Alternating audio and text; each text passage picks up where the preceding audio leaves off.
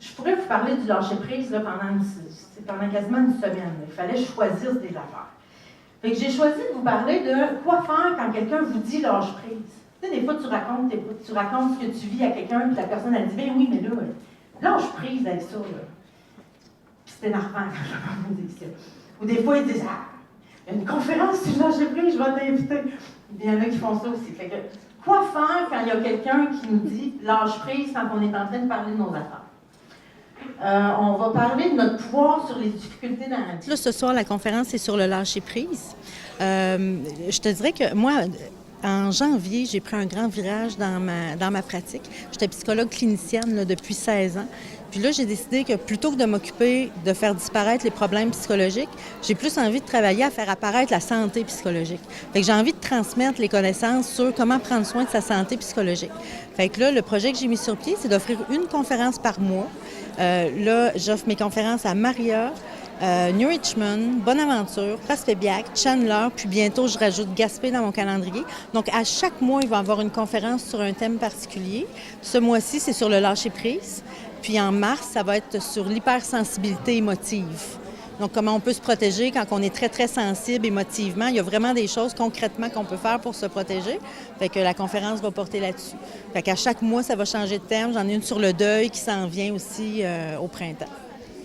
Et pour plus d'informations, on peut visiter ton site Internet. Oui, il y a toutes les informations. Mon calendrier, la billetterie est disponible sur mon site Internet. C'est www.simplementhumain.com. Puis le calendrier aussi, en fait, c'est que dans mon projet de vouloir transmettre les informations sur la bonne santé psychologique, j'ai aussi une chronique à chaque semaine à la radio CIeux FM, tous les lundis matin, 10h40, mais aussi une chronique dans le journal de l'Est. Puis là, à chaque semaine dans le journal de l'Est, il y a le calendrier de mes conférences à venir avec toutes les informations sur où on peut se procurer les billets aussi. Ça s'adresse vraiment à un public de tous âges. C'est à un public de tous âges, là, je dirais, peut-être pas enfants, là, mais je dirais qu'à partir de 14 ans, il y a même des gens, des fois, de 13 ans qui viennent, adultes, jusqu'à... Quoi faire devant le jugement des autres?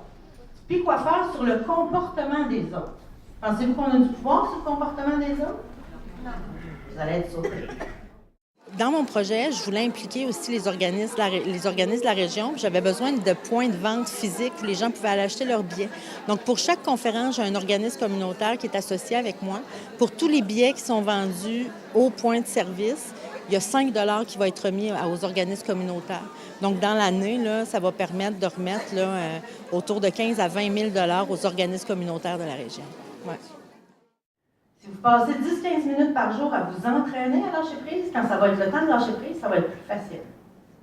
Puis en plus, quand on devient bon à lâcher prise, quand on a le muscle du lâcher prise qui est bien, bien développé, c'est plus facile de s'endormir. C'est plus facile de rire. C'est plus facile d'avoir des orgasmes. Pour vrai. Peut-être pas dans cet ordre-là, là, mais quand on développe notre capacité à lâcher prise, ça devient plus facile de s'endormir, rire puis jouer. Et puis, je vous garde ça pour la fin aussi. Comment se programmer à changer?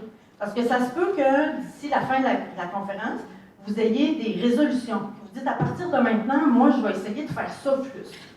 Mais ça, des résolutions, vous savez, quand on vient de l'avoir, on est craqué, puis à mesure que les jours passent, on se décrinque, puis à un moment donné, on ne se souvient même plus de notre résolution. Mais je vais vous montrer à transformer une résolution en changement. En fait, c'est comment on peut se programmer. C'est une technique d'auto-hypnose puis de programmation neurolinguistique. Puis c'est pour changer le programme dans votre cerveau. Voilà. Je vais vous montrer à le faire. Et ça, je garde ça pour la fin, parce que je sais que d'habitude, seulement une heure pour moi, puis je vais vous garder jusque-là. Jusqu'à la pause pour les tirages, puis jusqu'à la fin.